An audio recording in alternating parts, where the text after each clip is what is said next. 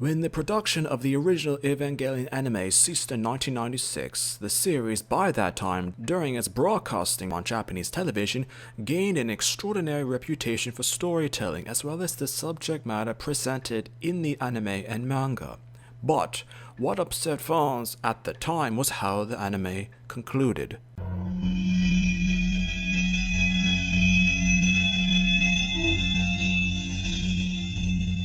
In episode 26, the beast that shouted "I" at the heart of the war reflected on the entire series and the concept of instrumentality on with the third impact. For all that had occurred throughout the series, it ended up actually on a rather happy and cheerful message as the ending.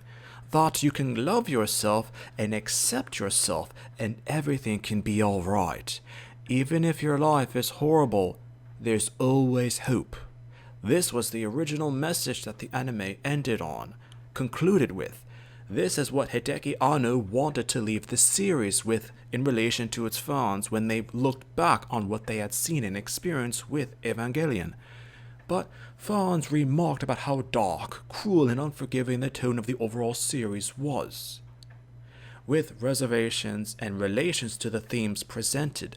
On with everything known as a presentation for a single episode as a conclusion, everything was resolved in that single episode. The viewers of the series and fans reacted so negatively that Anno remade the entire ending of the anime into what's now called and considered the end of Evangelion. But fans were still not happy, even with this second ending to the series.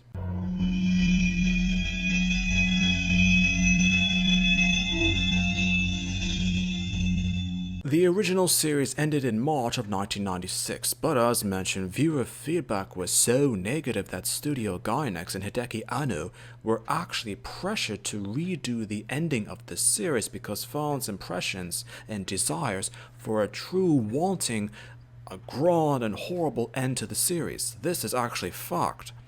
This was the main reason why End of Evangelion was made. In episode 26, as mentioned, instrumentality occurs, as well as the third impact, but neither were really depicted in a grand sort of way. It was just mentioned in passing as it happened, and Shinji just refuses to let it occur, that's it. This was something that fans at the time did not like. They wanted something gory, violent, and depressing to match the expression and depiction of life presented throughout the series for all of the characters and even the world. Fortunately, since End of Evangelion was so close to the original series in terms of production, Anno actually used leftover ideas lingering in his mind for the End of Evangelion.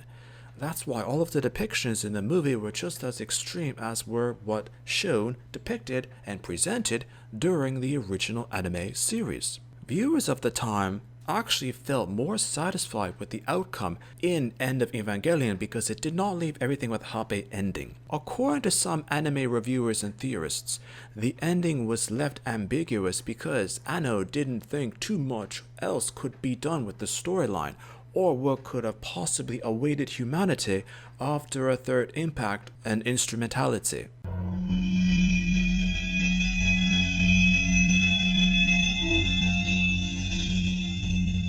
After the original series concluded and End of Evangelion made to quote-unquote fix the ending to the series, this was actually enough for fans, for a period of time at least.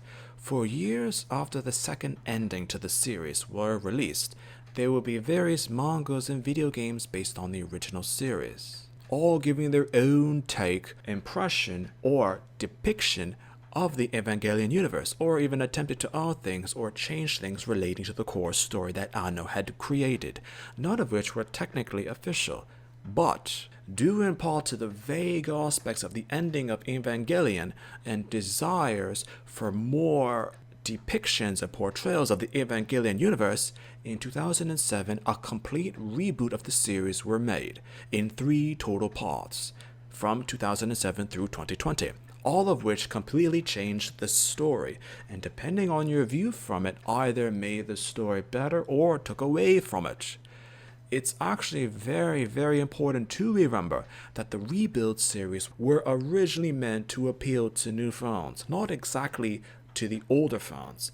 In other words, when the original series and End of Evangelion were released in 1996 and 1997 respectively, the reboot of EVA was in 2007 as mentioned through 2020, with all of the volumes included.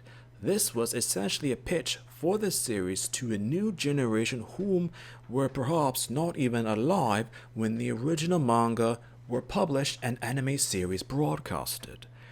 The fact that the Rebuild installments were made to appeal to all sorts of viewers brought criticism that the Rebuild is actually a simplified version of the original anime.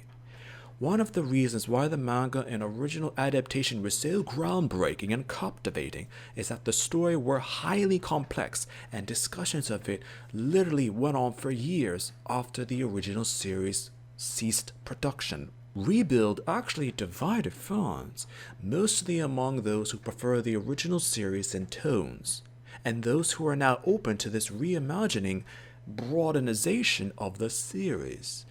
Aspects of the manga and anime were edited, removed, added, and changed due to reflect the times. As well, the original story is no longer what it was for a wider range of fans, as well as appealing to those who might not necessarily have preferred or liked the original anime adaptation as well. It's actually a realization now that due to the tone of the series as well as the subject matter presented, not everyone would necessarily be happy with the conclusion to the series. The end of Evangelion, or Evangelion in general, might not be a series that airs, is broadcasted, and eventually ends, but might always have a sort of reboot if the story is told beautifully and masterfully